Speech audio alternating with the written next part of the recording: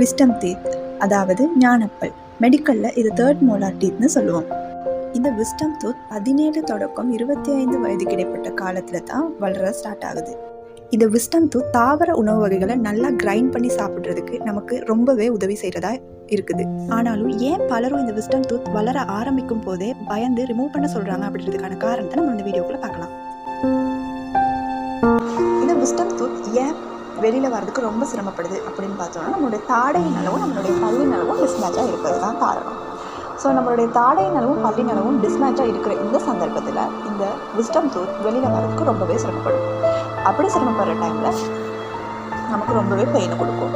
So முதலாவது காரணம் பார்த்தோம் அப்படின்னா, வெளியில் வர சந்தர்ப்பத்தில் நம்மளுடைய தாடையில் விட வசதி பத்தலை, அதனால முன்னுக்கு உள்ள பற்களை தள்ளிக்கிட்டு அந்த பல் மேலிருந்து வரப்பாகும்.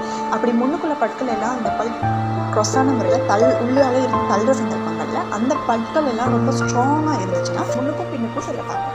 அப்படி செல்ல பார்க்குற டைமில் நமக்கு இந்த ஜாயிண்ட் ஃபுல்லாகவே பெயினாக இருக்கிறதுக்கான சான்சஸ் இருக்குது. இப்படியாப்பட்ட சந்தர்ப்பங்களில் நீங்கள் இந்த விஸ்டம் டூத்தை கண்டிப்பாக உங்கள் டென்டிஸ்டோட ஆலோசனைப்படி ரிமூவ் பண்ணி கொள்ளலாம். அடுத்த காரணம் பார்த்தோம் அப்படின்னா, இது பாதி வெளியில் வந்ததுக்கு அப்புறமா மேலே எழுந்து வர முடியாது, சிக்கிக்கொள்ளும். அப்படி சிக்கிக்கிற டைமில் நம்மளுடைய 2 தாடையும் உரசுப்பட்டு அந்த இடத்துல வீக்கம் உண்டாகி வலிகளை கொடுக்கும்.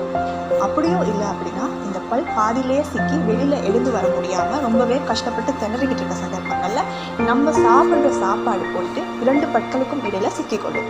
அதாவது ஞானப்பல்லுக்கும் அதுக்கும் முன்னாடி உள்ள பல்லுக்கும் இடையில் போயிட்டு சாப்பாடு சிக்கி அந்த இடத்துல கேவிட்டிஸோட ப்ராப்ளம் வர்றது காரணமாகவும் இந்த பற்கள் ரொம்பவே பெயினை கொடுக்கும்.